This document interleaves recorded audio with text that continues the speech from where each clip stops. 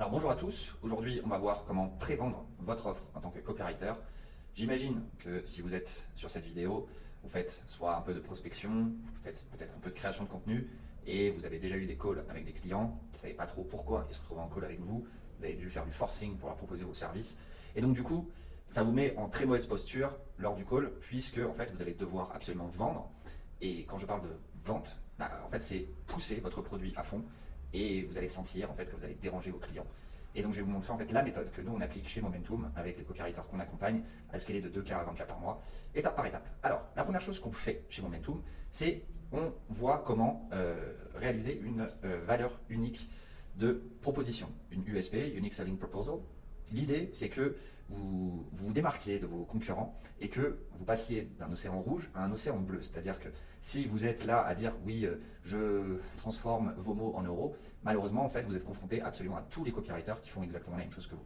Donc nous, la première chose qu'on fait lorsqu'on vous accompagne, c'est de déterminer quelles sont vos forces, vos goûts, pour ensuite déterminer une industrie spécifique, une proposition de valeur qui soit unique et qui permettent de toucher un marché qui a un besoin spécifique et que ce soit beaucoup plus simple de vous démarquer et que vous soyez le seul dans cet océan.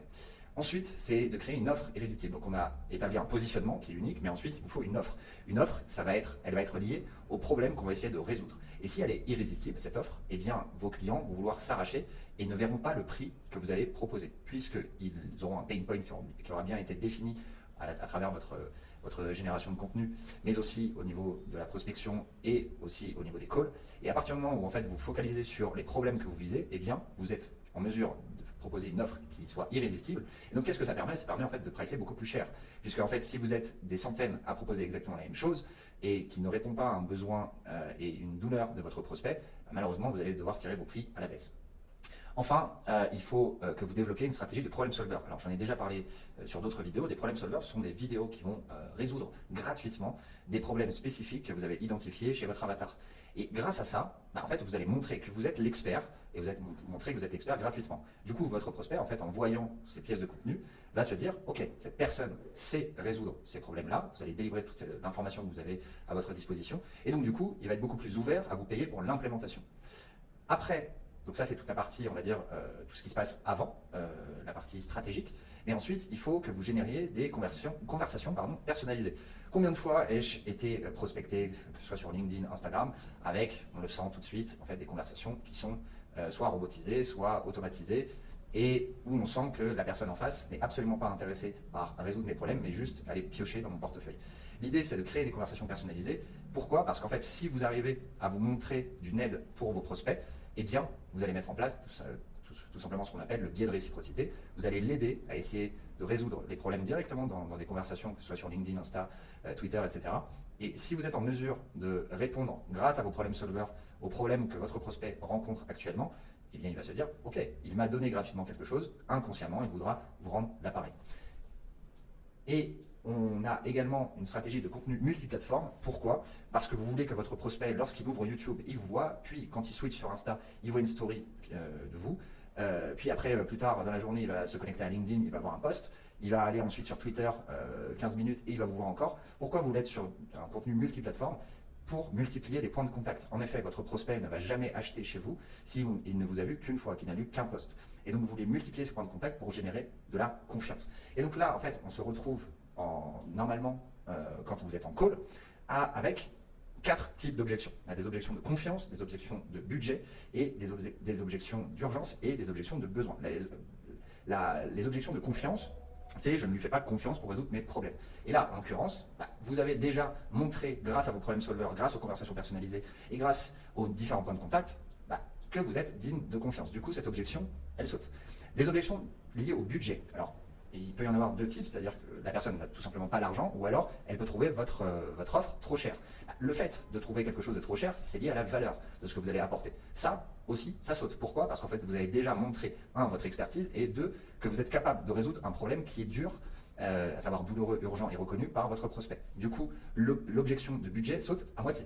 Mais attention, vous n'allez pas de toute façon en fait, pouvoir signer quelqu'un qui n'a que 100 € alors que vous proposez des services à 2000 ou 3000 €. Donc, c'est pas très grave si en fait on n'arrive pas à traiter cette objection en amont, puisque de toute façon, en fait, même quelqu'un très bon en vente n'aurait pas pu en fait closer cette personne. Du coup, les objections de budget sautent aussi.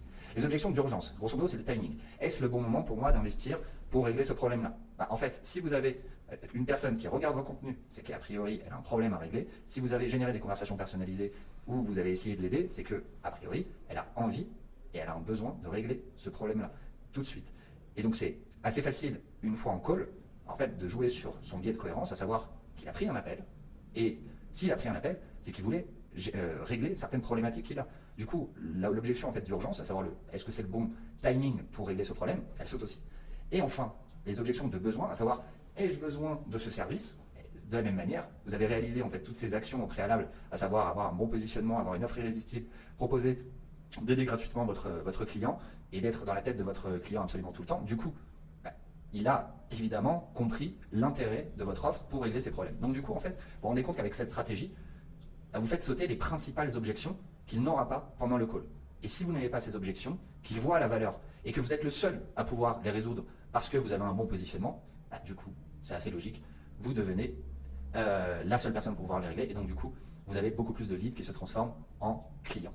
Et donc, c'est en mettant cette stratégie en place que vous parviendrez à avoir de bien meilleurs résultats en call de vente et vous n'aurez même pas à vendre. C'est-à-dire que c'est votre client qui va tout de suite vous demander « Ok, quand est-ce qu'on peut mettre en place ce que vous avez déjà proposé en fait lorsqu'on a discuté soit sur LinkedIn, soit sur Twitter, etc. » Donc ça, toute cette stratégie, c'est ce qu'on met en place avec les copywriters qu'on accompagne chez Momentum.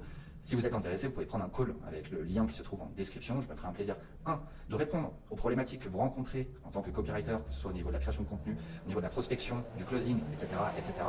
Mais aussi, si vous souhaitez que je vous donne absolument tout ce qui est script, automatisation, process que nous on met en place pour les copywriters qu'on accompagne, je me ferai un plaisir de vous les proposer lors de ce call. Je vous remercie.